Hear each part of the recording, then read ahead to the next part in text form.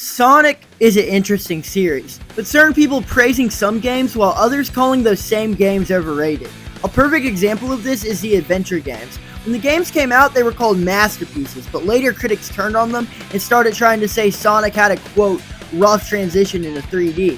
Now, if you said that about games like Sonic R or Sonic 3D Blast, I wouldn't necessarily disagree with you, but for the adventure games, I think this could not be further from the truth. The adventure games had a certain style to them, a cool factor if you will. It's from Sonic running from the military, running down skyscrapers, watching the moon explode. Oh yeah, because who needed the moon anyway? Point is, Sonic was wild but in the best way possible. Yeah, you could play Mario and go jump on a Goomba while saving the princess. Or you could help Sonic and friends try to stop Dr. Robotnik from killing Station Square with his genocidal being named Chaos. And also help Big the Cat find his long-lost pet frog. Come on, guys. Y'all know y'all clicked on the video for me. Either way, I think Sonic games since then have not been able to match the absolute style this game had. Or in simple terms, the straight aura these games had. And here's why.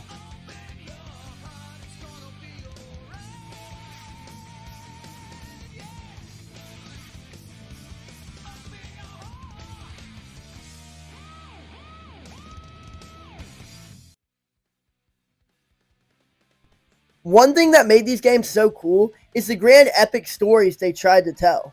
I mean, the Adventure 1 story literally starts out with the Echidna tribe being massacred. They weren't afraid to explore serious themes such as death. While later on in the franchise, they basically started to baby us. I mean, just look at games like Sonic Colors. He's an evil man, and you might know him, who they call Baldy Nosehair. Hey, get the joke? It's because Eggman's fucking bald. Here in the Adventure games, we were actually able to take the story somewhat seriously. Sonic Adventure 1 has 6 playable stories, and each character goes through some character development of their own. I mean, Big the Cat's able to find his long-lost pet frog through his aura.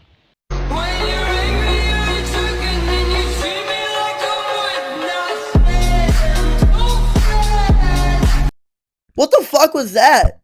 Moving on. The whole game and story builds up to one of the coolest final bosses when Chaos gets all the Chaos Emeralds and goes to his final form and starts destroying the whole city.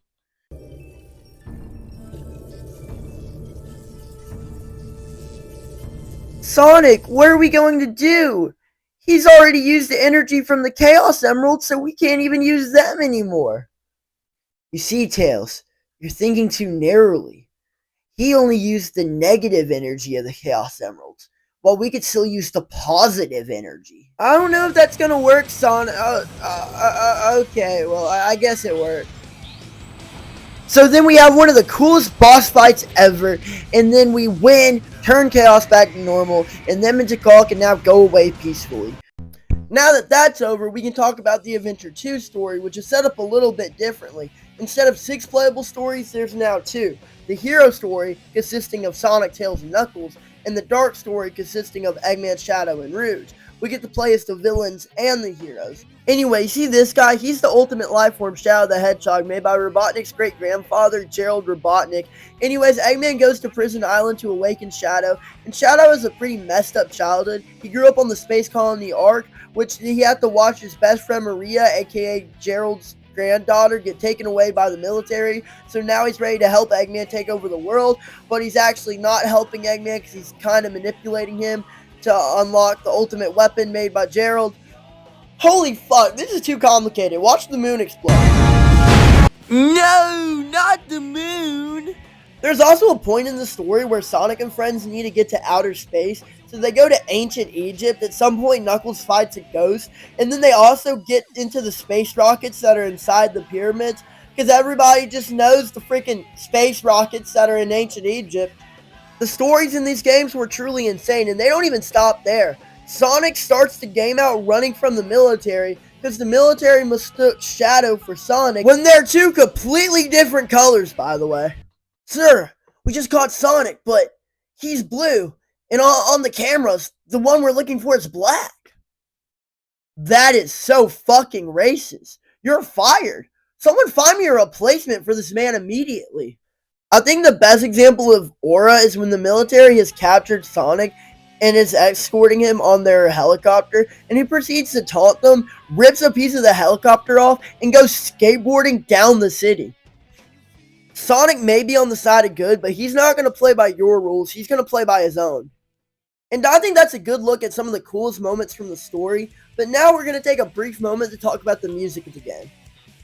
It's one of the more obvious things, but it needs to be stated, the music in these games cook. If it's from the iconic level themes such as City Escape, to the great character themes, or even the music that plays during the final bosses. Live and learn! Waiting on the edge of tomorrow! Live and learn! Well, that sucks.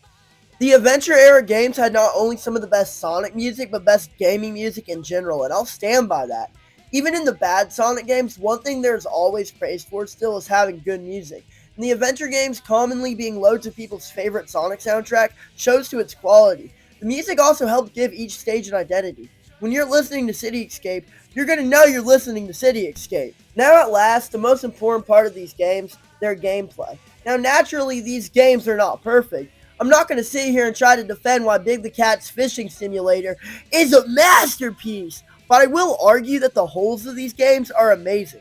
Starting out with Adventure 1. Sonic's gameplay feels so cool and free. The levels are expansive, and being able to have the option to take the safe boring pathway or to risk everything doing a spin dash to jump over a massive gap is rewarding. Tails' gameplay is also immensely fun. It's like Sonic's, but instead of the spin dash, you can fly. With Knuckles, you can glide around these locations looking for emerald pieces, and with Gamma, you get to shoot shit. Also, fuck you! I was 2 steps ahead. I will be defending Big's gameplay. The fishing is a misunderstood masterpiece where you get to find Froggy! Go Big the— Shut the fuck up! Shut the fuck up! Shut up! Anyways, moving on to Adventure 2, they basically took what worked from Adventure 1 and ported it over. You have the speed levels, which are more linear than Adventure 1 Sonic levels, but have more action in them. You have the emerald searching gameplay with Knuckles and Rouge, and this time they made the levels way bigger, which I would like to say is an evolution, but sadly they made the tracker a lot worse in this game, because in Adventure 1 you could track multiple emeralds at the same time, while in Adventure 2 it has you tracking them in a specific order, so now there's the pros and cons on which one's better. Then the mech stages, which is like the Gamma stages from Adventure 1, but with more platforming. So Adventure 1 took the best elements from Adventure 1's gameplay and either added onto it or put a unique spin on it. In the end, you get 2 games with some of the greatest music out there, amazing gameplay, and some crazy ass stories. I mean, what other game has you running from the military as a talking blue hedgehog? They weren't afraid to actually take themselves seriously. And from another person's perspective, it might look silly that the game with the talking hedgehogs is trying to tell these cinematic tales, but I think that's what made Sonic unique, the fact that they weren't afraid to do that. And I hope that's the direction they continue to go in for the future of the franchise.